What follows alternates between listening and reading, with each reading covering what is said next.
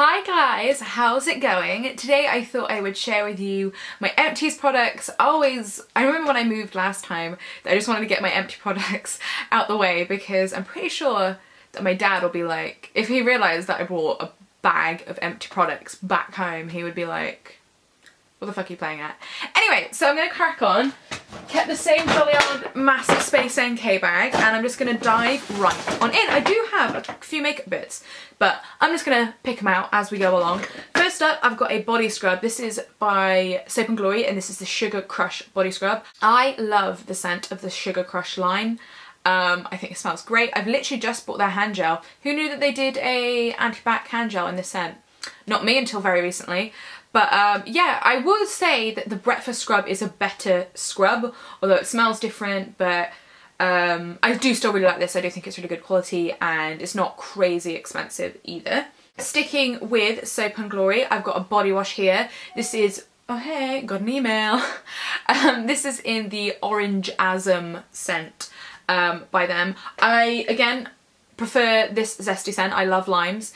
But I didn't hate this. It smelled kind of a little bit like orange sherbet. If you've ever had jasmine orange tea, it smells similar to that too. I think Soap & Glory's body washes are about £5 or £6, but they last an absolute age, particularly with the pump.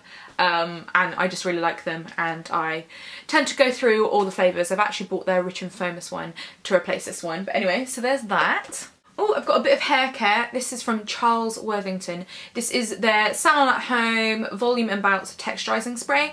I would say this is a solid mix between a texturizing spray and a hairspray. I particularly like using this, say, if I've just styled my hair and I wanted to add a bit of texture into it. I find it definitely gives hold as well as texture. So I think it's a good two-in-one product. And I really like this. At the moment, I'm trying other ones, but it's something that I would happily go back to. Oh, sticking with hair care. P.S. I've got a red face cleanser in here, which has clearly gotten over everything. So don't think I murdered someone and hid the evidence in my Empties bag. I assure you I didn't, but oh my god, that looks gross. We'll get onto that in a minute. Anyway, this is a hair mask. This is the Toni and Guy Nourish Reconstruction Mask. I quite like this. Again, this is a product that I've used a tub of before and I've gone back to it because I needed a hair mask and I quite like it. Get it on a 3 for 2, it does the job. They also do one specifically for blonde hair as well, but yeah, because I had recently dyed my hair when I got this, it lasted a good amount of time and I always love having a good hair mask and I would say this one is pretty good. Sticking with hair, I've got some shampoo. This is the Tresemme Perfectly Undone shampoo. I really like this. I've already repurchased this and I'm using it again now. This is sort of like my everyday shampoo. I've got some shampoos which are like sort of more like clarifying treatments or ones for nourishing treatments, but this is sort of like my daily go-to. I feel like it just does what I want. As it says, perfectly undone. I feel like it gives my hair movement but also like a bit of body to it, and I don't know, I just really like it, so that's why I've repurchased it. I've got not one, but 2 bottles of Bioderma in here. As you can see, these are the small ones. I believe I got these off Essential.com, and when I ordered them, these were, they didn't have the 500ml, they only had the 250. And also, Boots have started selling this online, and I believe they're slowly rolling it out into stores. So it's easier to get hold of. But yes, I love Bioderma. It's still my favourite. I'm currently trying other ones, but I love Bioderma. I think it's great. I've got a face mask here, and I'd probably say this is my favourite face mask. This is from Aesop, and this is the Chamomile Concentrate Face Mask. I just think it's really, really great. It's very clarifying, it's good for oily combo skin, or if you're spot prone. It's basically a souped up version of their Parsley Seed Mask, which is a cleansing mask. But what I really like about this, like, although it's got clay in it, it's very easy to wash off. Like, it doesn't tug at your skin like, say, Glam Glow does.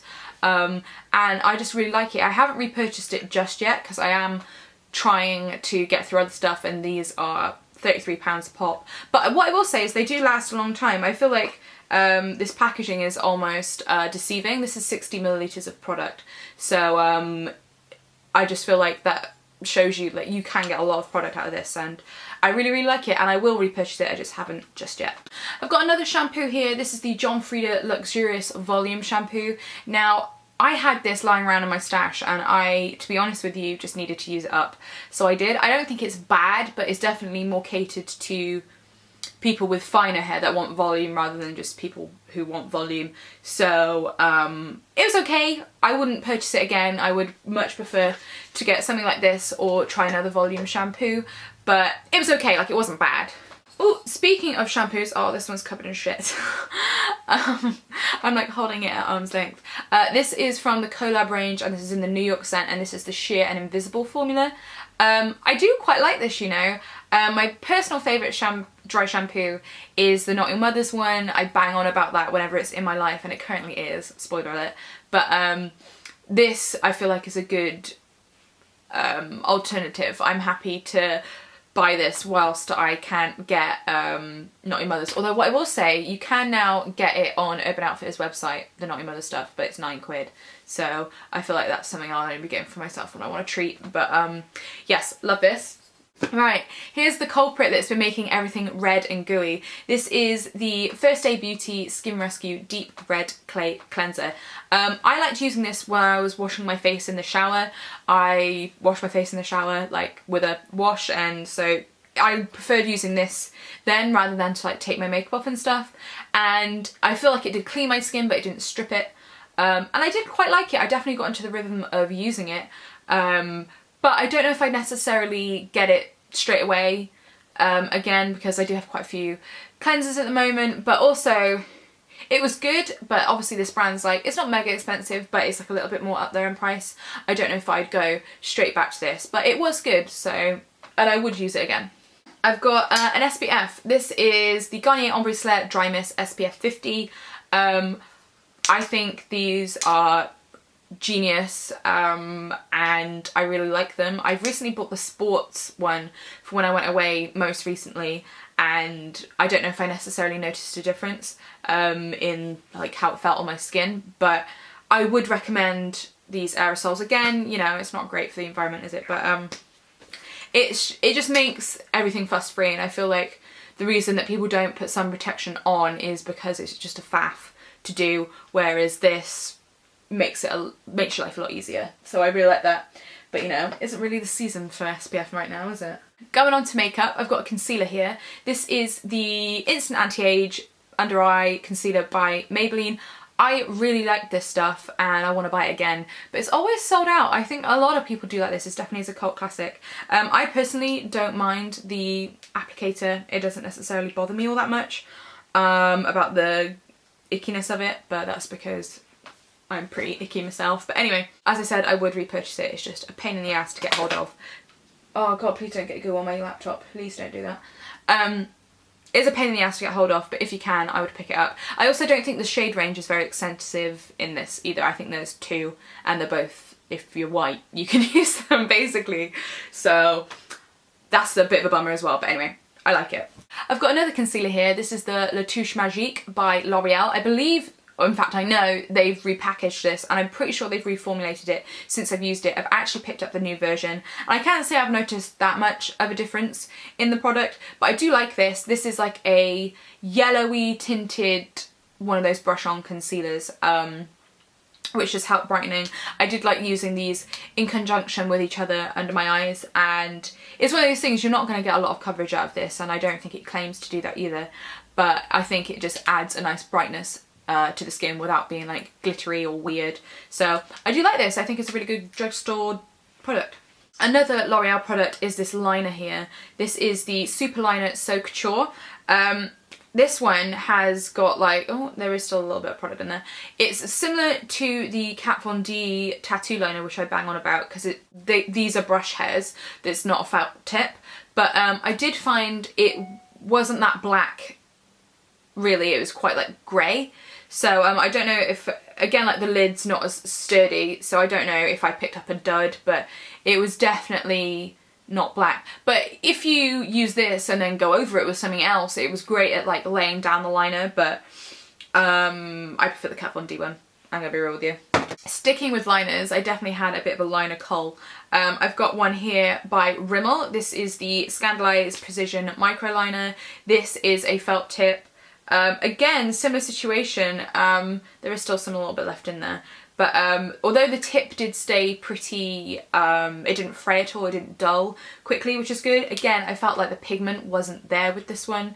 Again, you could lay down liner really easily with this if you have trouble with liner, and then you can go with something which was more black because it's got quite a small tip, so I feel like you can get really precise with it. But as I said, it just wasn't as black as I'd like. So again, I think it's something to do with the lids, like, and also it did, although there is still a little bit left in there, like it did sort of run out quite quickly, and that's what I find with a lot of these liners. I don't think it's a bad liner, but I think it could be better. Next up in my eyeliner cull is one from Ico. This is the Alexa Chung I Do liner, and this one I feel like is pretty standard. It's a pretty standard sized tip. This one, it's a bit thicker than I'd like the tip to be, but it is a lot blacker than the other two I literally just mentioned. But it is also more expensive. But Ico actually, like, their core products aren't crazy expensive in comparison to a lot of the sort of like L'Oreal or whatever. Like, so if you want to spend the extra couple of quid, like, I do think this was good, but I feel it could, again, it's one of those things, like, I feel like I would prefer the tip to be just a little bit thinner than it is on this one, but the product itself is actually really nice. I've got another L'Oreal liner. This is my last liner, I promise. This is the Perfect Slim, and this is, as it says, it's quite a slim liner, but it's also a felt tip. I feel like when I was putting it on, it could be blacker. You could like build this one up and it could get black quickly, but it wasn't like jet black with one swipe, so you had to go over it. And I find sometimes with some liners, like, they can, like, if you keep going over it, can definitely irritate your eye. So yes, again, I feel like this is actually a pretty good drugstore liner, to be fair, but yeah, nothing trumps Kat Von D for me. I've actually got one more skincare product before I move on to mascaras. And this is a cognac sponge. This one is one that's infused with charcoal, that is why it's grey, and I've had this way too long. I really, really like cognac sponges. I did review these. If I've reviewed anything, I'll link the review next to the product down below. And I really, really like these. I don't think they're faddy. I think if you're I feel like you would still probably need a muslin cloth whilst washing your face, but I do think this helps, like, rinse the product off your face without you having to like do like a advert and just like throw water in your face and just realistically drop water all over yourself. Like, do you ever get it when it's just running down your arms? I feel like this really saved that, so I would definitely get one of these again. I need to get one again. It's just they're a little bit harder to get hold of for me. So yes, I do like these, and I do recommend cognac sponges because I don't think they're all that expensive, and I think if you look after them, they can last you a little while. But I thought I've had this one a little bit too long, so I had to get rid of it. It's also dried up, so I could wet this and use this again now, but I just think it's probably a little bit gross. Anyway, I've got a couple of mascaras here and then I'm all done. I'm going to talk about these two together because I don't know if you'll be able to see. I've actually, if you can see, I've switched them around.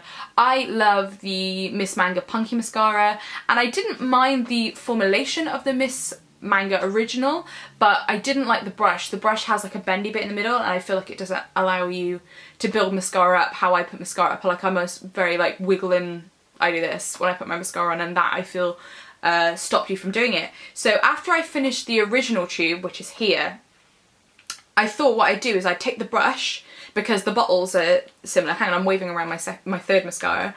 The bottles are very similar. So what I did is I took the wand out of one and put it in the other, which I know probably isn't the most sanitary of things, but it's only me using them. So, and I haven't got conjunctivitis yet. And one thing I will notice is the Miss Manga Mascara Original, I want to say it's like, vacuum's the wrong word, but like when you pull the brush out, sometimes that's a lot stiffer to do with the Punky brush than it is with the other one. So it actually, I feel like, lets you, gives you more control, which, although the Miss Manga Mascara Punky is about not having control, I feel like it gives you a little bit back. Anyway, so that meant that I used up that tube of mascara. What I will say is, I think it's something to do with the brush and how much product goes on. I definitely go through this quite quickly, I feel, for mascaras, but then I don't mind so much because I've got lots of mascara on and I like the way it looks. So yes, that's those two. And my last product is this mascara that I was waving around in front of you.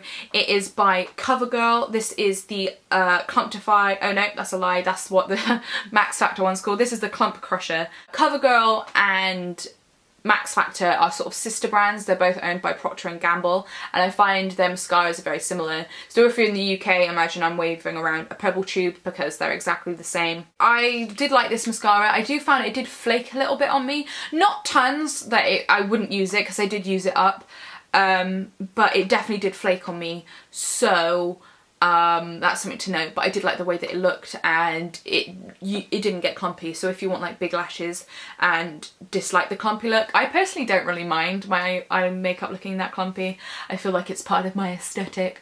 But yes, this was a nice mascara. Well, anyway, that is everything that I have used up in the past couple of months. I'm sure I'll be doing another one of these videos in the new year. Oh my god, I can't believe I just said that. The new year, 2016, baby. It's around the corner. It's gonna be here in a clickety split.